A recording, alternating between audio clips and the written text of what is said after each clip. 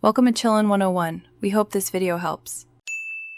You start by using the parent Google account on the device. Sign in and confirm you can access Play Store settings. Once done, update Play to the latest version and enable a secure device lock so children cannot change settings. Make sure you have either a supervised family link account for the child or a defined child profile on the same device.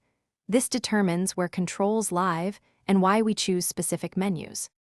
You now open Google Play, go to Settings, then Family and toggle Parental Controls on. You'll be prompted to create a PIN, choose one you won't share. Next, assign maturity levels for apps, games, movies, books, and music so only approved content appears. Once configured, restrict in-app purchases and require authentication for purchases.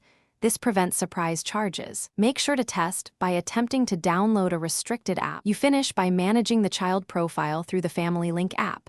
Set daily screen time, app-specific limits, and require approvals for new installs.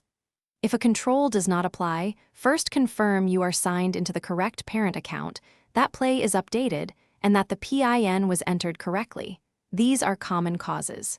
If issues persist, remove and re-add the child account or reset the parental PIN.